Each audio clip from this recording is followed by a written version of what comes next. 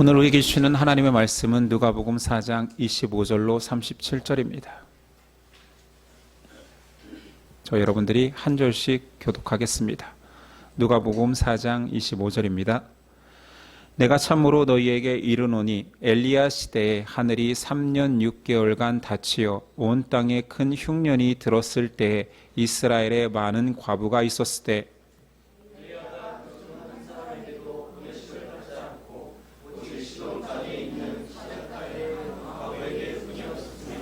또 선지자 엘리사 때에 이스라엘에 많은 나병 환자가 있었으되 그 중에 한 사람도 깨끗함을 얻지 못하고 오직 수리아 사람 나아만 뿐이었느니라.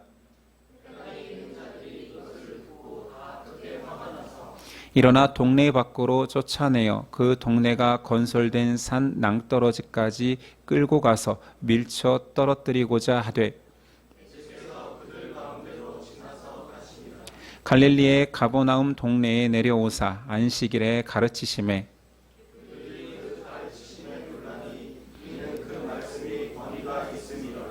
회당에 더러운 귀신 들린 사람이 있어 크게 소리질러 이르되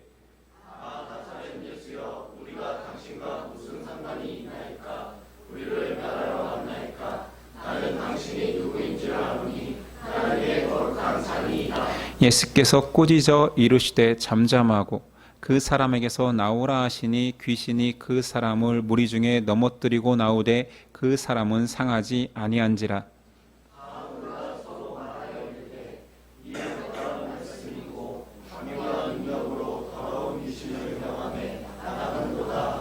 함께 읽습니다. 이에 예수의 소문이 그 근처 사방에 퍼지니라. 아멘.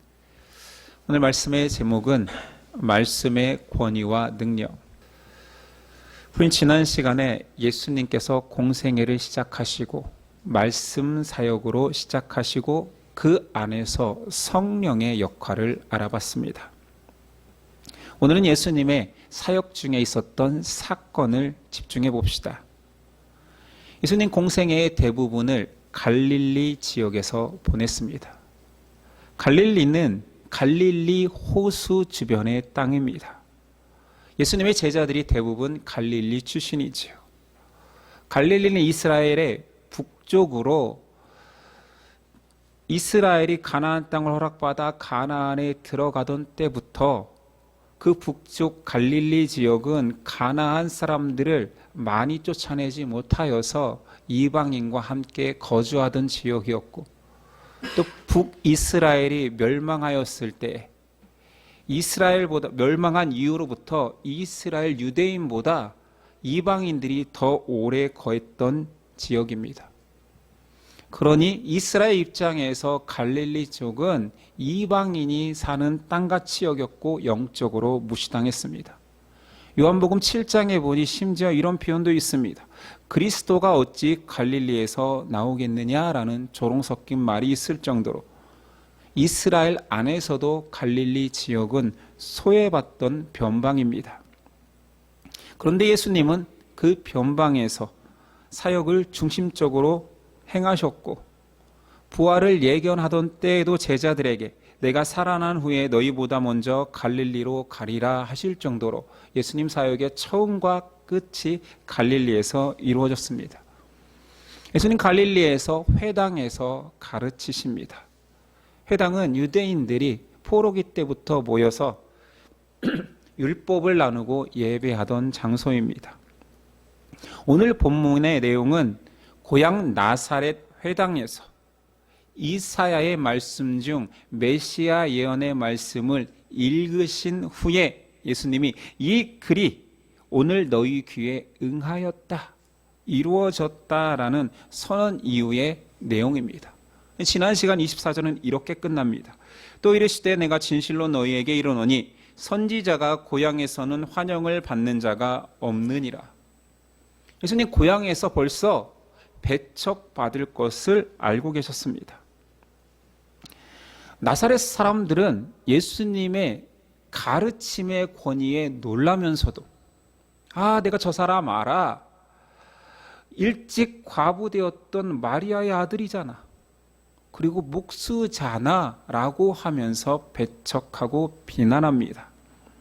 이에 예수님께서 구약을 인용하시면서 선지자가 자기 고향에서 환영받지 못함을 설명하시죠. 그 첫 번째 예가 엘리야입니다. 엘리야 때에 3년간 가뭄이 극심하였을 때 이스라엘 모든 사람들이 엘리야를 거들떠보지도 않을 때 이방 땅에 한 여인만 엘리야를 공개하였다 말합니다. 열왕기상에는 엘리야의 가뭄 기간을 3년이라 말하지만 예수님께서는 확실하게 가뭄을 3년 6개월이었다라고 말합니다. 야고보서 5장 17절에도 엘리야는 우리와 성정이 같은 사람이로되 그가 비가 오지 않기를 간절히 기도한즉 3년 6개월 동안 땅에 비가 오지 아니하고. 이스라엘의 기후는 건기와 우기로 나뉩니다. 건기는 4월부터 10월까지입니다. 그러니 열왕기 기자가 썼던 3년이라는 기간은 당연히 비가 오지 않는 건기를 뺀 기간으로 3년 잡은 것이요. 예수님과 야고보가 기록한 3년 6개월은 그 건기를 포함한 모든 기간 3년 6개월이라 정확히 지칭한 거겠지요.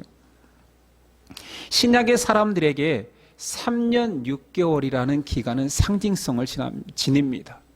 왜냐하면 신구약 중간기에 시리아의 안티오쿠스 에피파네스라는 장군에 의해서 이스라엘이 철저하게 유린당합니다. 극심한 박해와 심지어 성전까지 더럽혀지지요. 유명한 예화로 성전에서 돼지피로 제사까지 지낼 정도로. 그러니까 이스라엘에게 그 에피파네스에게 유린당한 그 3년 6개월의 기간은 엘리야가 가뭄으로 고생했던 그 기간과 동일한 기간으로 고난을 상징합니다.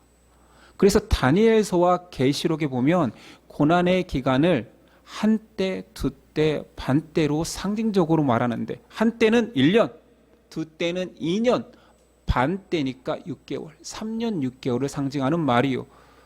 개월수로 말하면 42개월, 1260일 전부 다 고난의 기간, 동일한 상징을 말합니다. 이때에 이스라엘 전역에서 선지자 엘리야를 보살피는 사람은 아무도 없었다. 선지자는 그렇게 고향에서 동족에게 의해서 배척받았다를 설명하시고, 두 번째는 엘리사 때에 이스라엘에 수많은 나병 환자가 있었는데 엘리사를 얼마나 무시하고 하나님을 찾지 않았으면 수리아 사람 나아만 장군만 유일하게 하나님 앞에 나와 치유받았다 말씀하십니다. 이 말씀과 비유에 얼마나 찔림이 컸는지, 그리고 그들의 비유를 건드렸는지 이스라엘 사람들이 예수님을 죽이고자 합니다. 격분하여서 예수님을 바깥 낭떠러지로 끌고 나가서 떨어뜨려 죽이려고 합니다. 자, 높은 곳에서 떨어뜨려 죽이려고 한다라는 거, 마귀의 시험과 굉장히 유사하지 않습니까? 놀라운 대조를 이루지요. 마귀가 이런 시험을 했었습니다. 높은 곳에서 뛰어내려라. 하나님께서 그의 종들을 통하여서 떠받들여서 기적을 보이면 사람들이 너를 놀랍게 여기리라. 예수님 말씀으로 하나님을 시험하지 말라라고 하셨지요. 근데 사람들이 바로 그 일을, 마귀가 예견했던 그 일을 행합니다. 높은 곳에서 떨어뜨려 예수님을 죽이려고 합니다.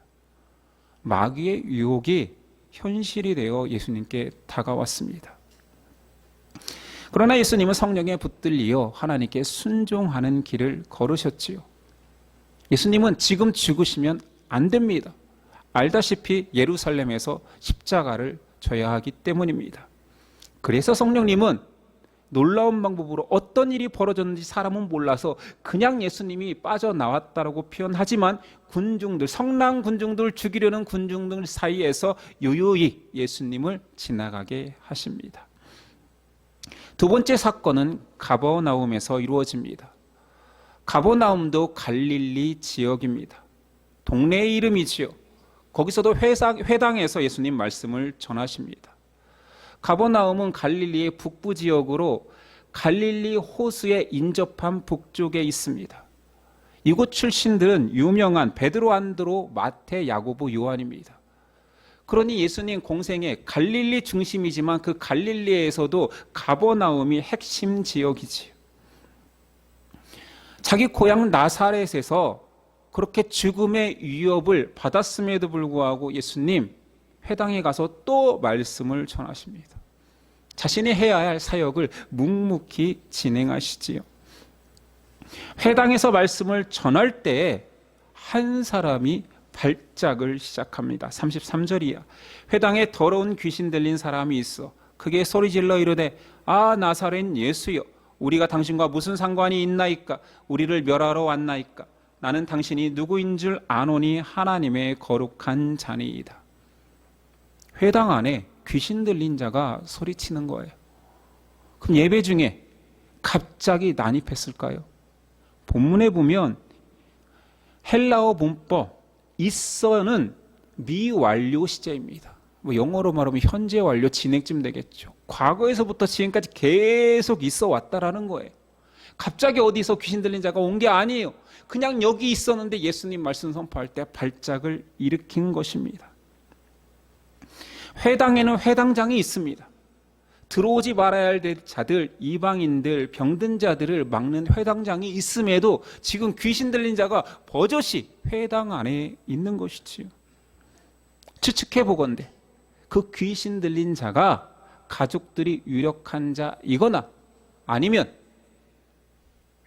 귀신 들린 자일지라도 그냥 계속 거할 수 있는 예배가 하나님 중심이 아닌 사람들이 편하게 오갈 수 있는 공공장소화 됐다라는 것입니다. 그리고 이 귀신 들린 자는 특이한 말을 합니다. 나는 당신이 누구인 줄 아노니 하나님의 거룩한 자니이다. 귀신이 지금 신앙 고백하고 있습니다. 영적인 존재인 귀신은 거룩한 존재인 예수님의 성정을 아십니다. 어떤 존재인지를 아는 것이요. 그렇다고 해서 그가 신앙 고백하는 것은 결코 아닙니다. 이 고백의 의도를 아마 우리가 한번 짚어본다면 하나님의 아들이여 나를 간섭하지 말고 내버려 두라는 적대감을 드러내는 의도일 것입니다. 그 귀신이 그냥 존재하는 것이 아니라 사람 속에 존재하잖아요. 사람을 구원하고 사랑하신 예수님께서는 그대로 놔둘 리가 없습니다. 또한 귀신이 이런 말을 한 두 번째 의도를 떠올려 보자면 마귀의 시험 때 했던 의도와 비슷합니다.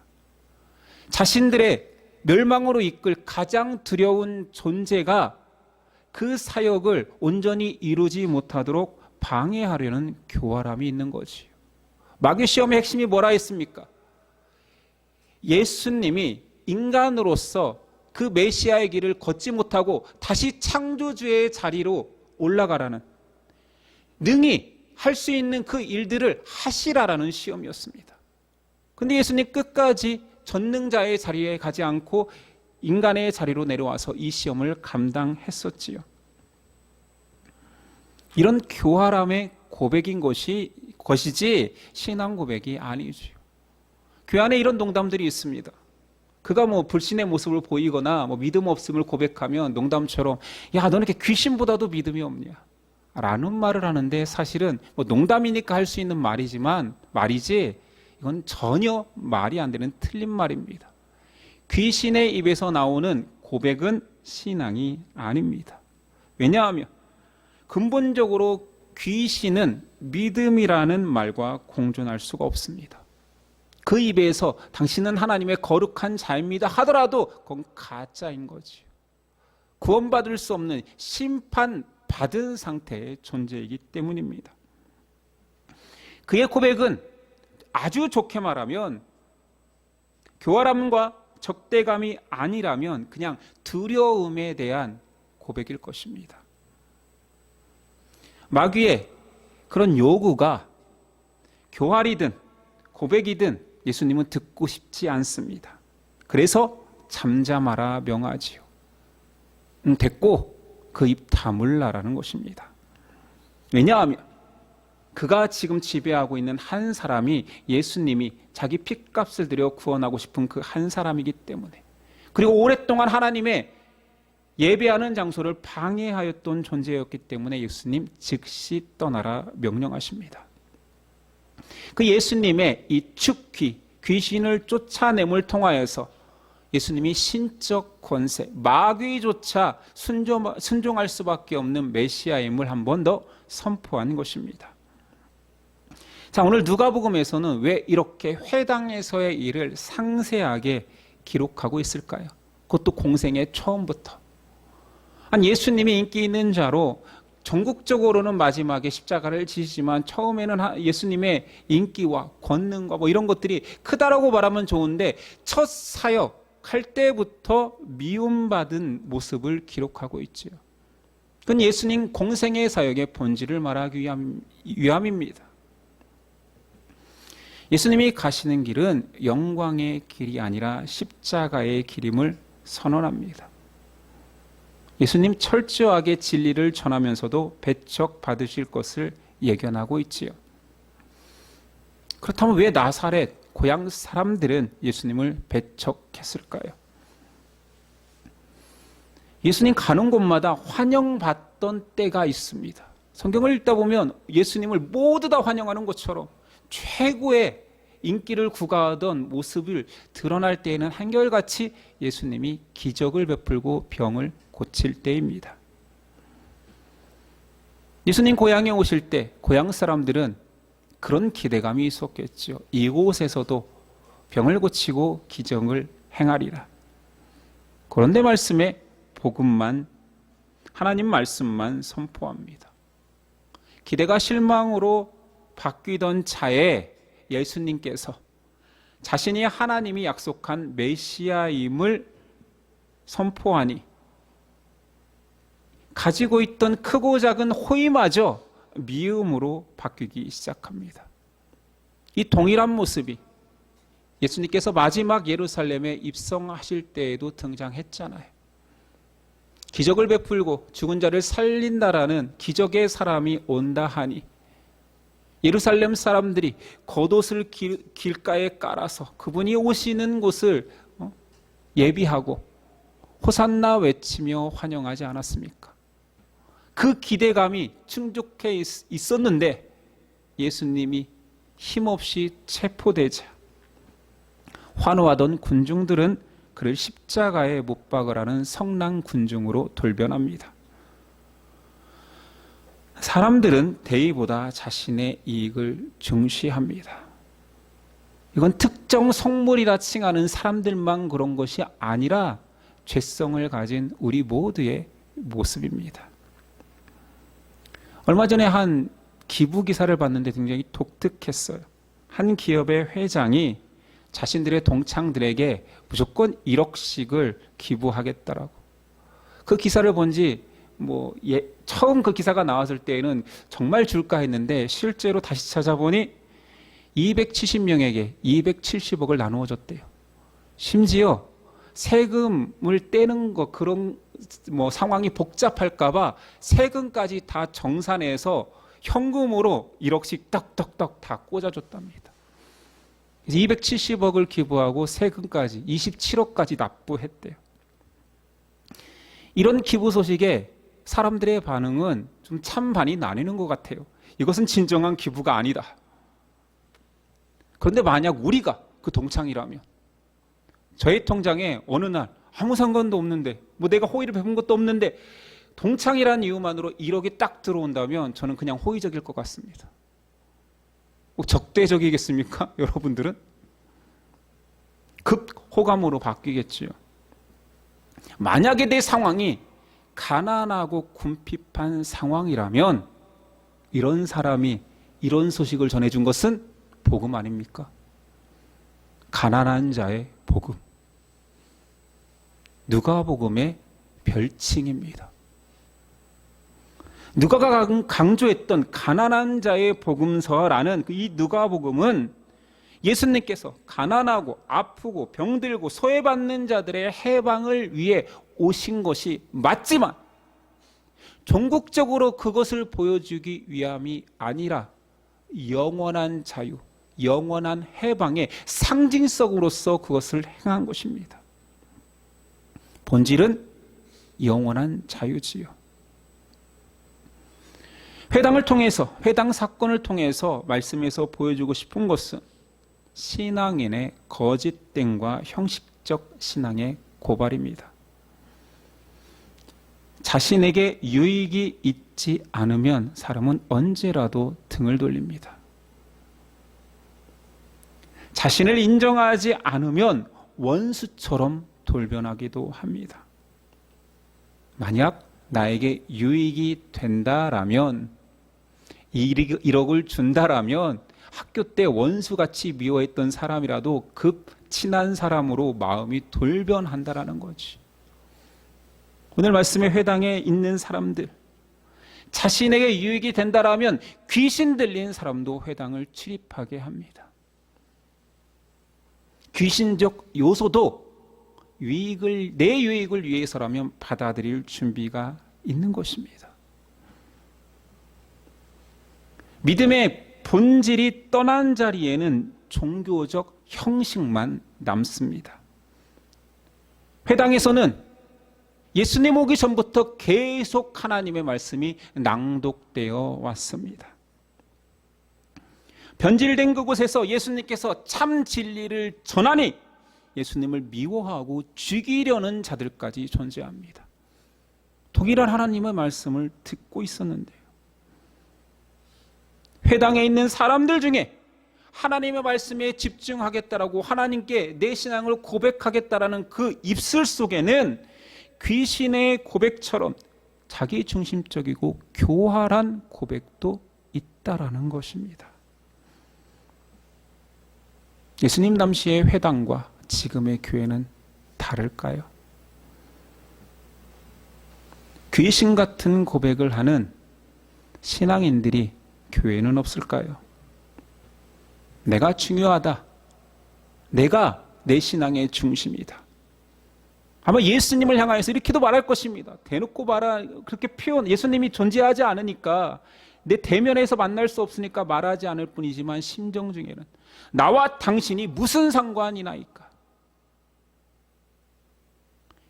예수님과의 교제와 말씀의 순종보다 내 유익과 만족을 위해 신앙하는 사람들이 지금은 없을까요? 이런 자들의 신앙이 바로 오늘 귀신의 고백인 것입니다. 마귀적 신앙인 거지요.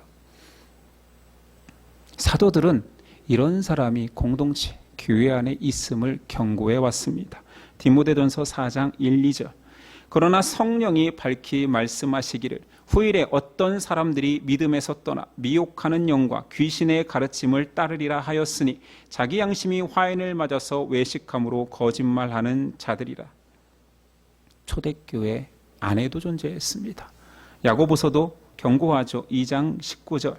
내가 하나님은 한 분인 줄을 믿느냐? 잘하는도다 귀신들도 믿고 떠나느니라. 아, 허탄한 사람아, 행함이 없는 믿음이 헛것인 줄을 알고자 하느냐.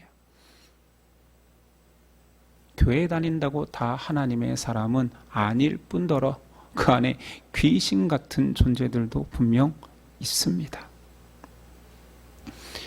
교회 안에 마귀적인 요소들이 들어오는 것은 아주 쉽습니다.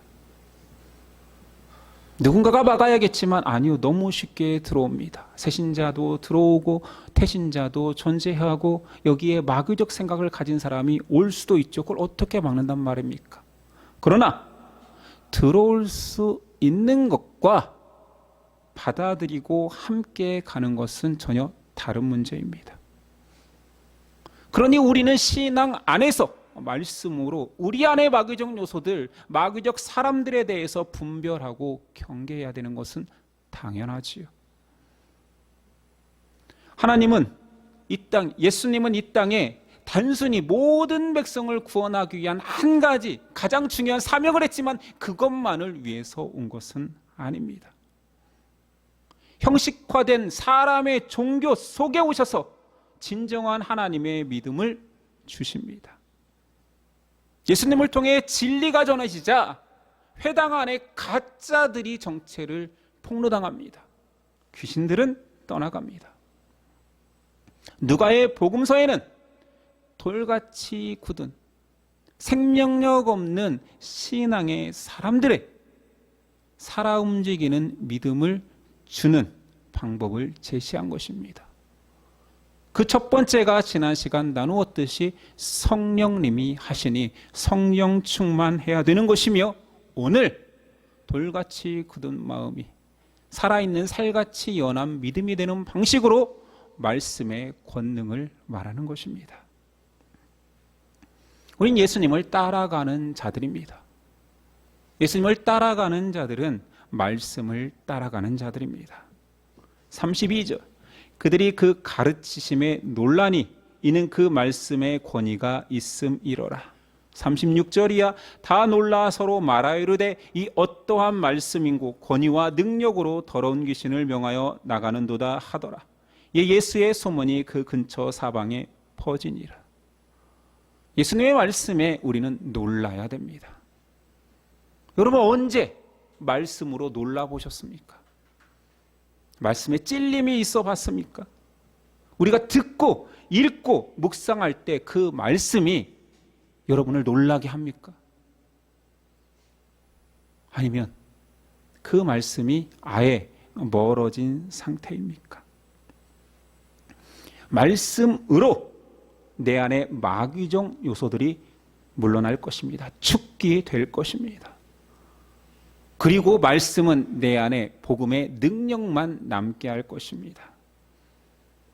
말씀의 사람, 성경의 사람은 성경을 많이 읽는 자가 아니라 그 말씀이 내 안에 머물 수 있도록 순종의 말씀이 될 수 있도록 나를 바꾸어 가는 사람입니다.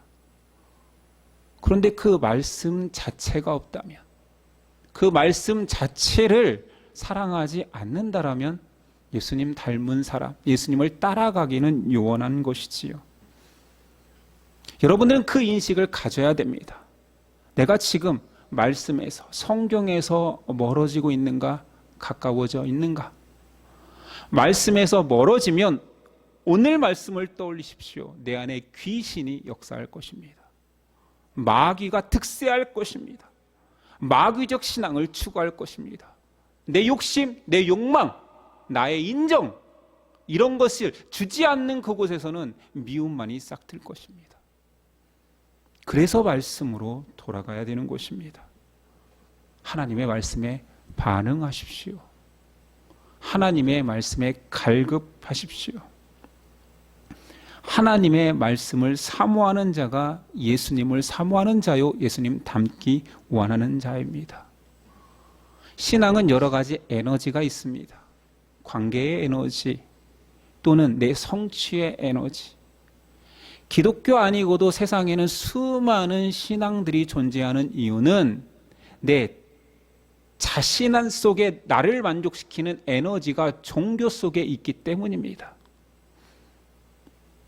그래서 기독교 안에도 종교성이 존재하는 거죠. 믿음과 별개로. 유대인들이 얼마나 간절히 회당 중심으로 모인지 아십니까? 그들은 자신의 인생이 회당 중심입니다. 그들이 10명만 모이면 타지에 가든 심지어 포로로 끌려간 바벨론에 가서 이 회당을 만든 거라니까요. 그 포로로 살며 일꾼으로 살면서도 여호와 신앙을 지키자. 후대에 내 자녀들에게는 이 말씀을 잘 지켜 우리와 같은 이런 비참한 꼴을 당하게 하지 말자. 그래서 10명만 모이면 십시일반 너의 10분의 1, 10분의 1, 10분의 1 모아서 자 랍비를 하나 세워서 우리 회당장을 세워서 우리 예배하는 장소로 만들자. 신대륙에 가서도 어떤 나라에 가서도 그들은 제일 먼저 하는 것이 자신들의 10분의 1을 들여 10명이 모아 회당을 만드는 것이었습니다. 그래서 유대인이 나라가 사라졌음에도 다시 이 지구상에 나라를 세울 수 있었던 것입니다. 그들의 정체성이 회당에서 이루어진 거지요. 그런데 예수님께서 그 회당을 비난한 것입니다. 인간적 가치로 똘똘 뭉쳐 니네 민족적 정체성을 살렸는지 모르지만 그곳에서 살아 역사하는 말씀은 없다. 우리 교회가 그렇지 않습니까? 이민 사회에 가면 제일 먼저 하는 일이 지역사회 교회에 등록하는 거래요. 그건 뭐 좋은 점도 있고 나쁜 점도 있겠지요. 장단점이 있겠지만 왜 이민 갔는데 불자여도 이민 가서는 지역사회 교회를 찾고 무신론자도 전부 다 왜 교회를 1차적으로 갈까요? 센터가 된 거, 이민센터. 그곳에 가면 살 길, 일할 길, 돈 벌 길 다 제시해주고 커뮤니티에서 살아남기 때문에 진리의 말씀이 선포되는 곳이 아니라 사람의 커뮤니티가 있는 곳이기 때문에 이민사회의 교회는 그런 역할을 감당한다라고.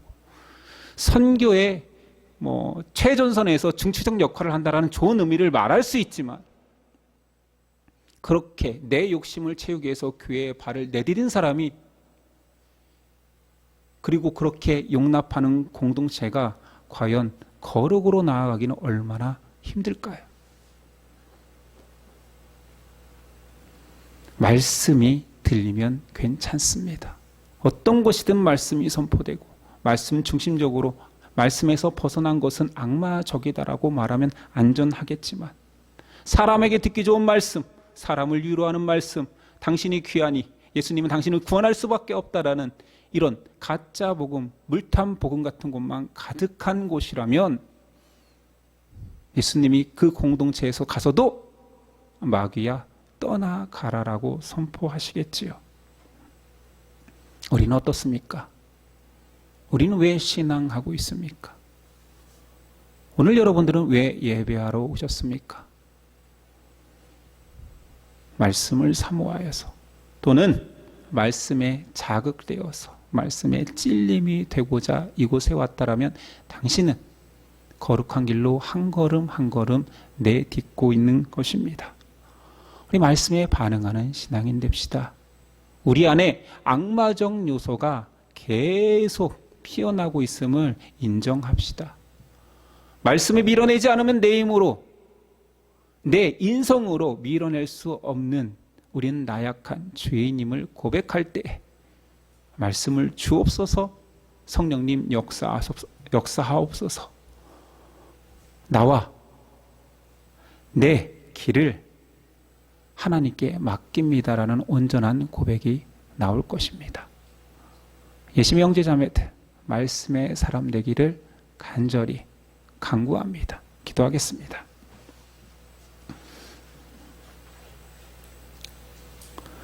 주님, 하나님의 이름으로 모인 곳에도 귀신 들린 자가 득세합니다.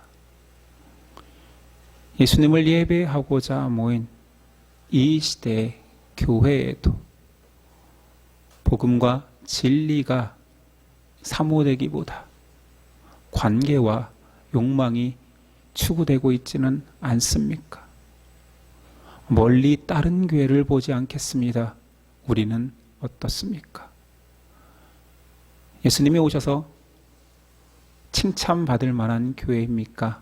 아니면 왜 너만 바라보느냐? 왜 나하고 상관없이 행동하느냐? 책망 받을 만한 교회입니까? 예수님이 스스로 겸비하여 유혹과 갈등을 밀어내고 악마적 요소를 경계하며 말씀을 따라가는 교회 될 수 있도록 성령님 도와주옵소서.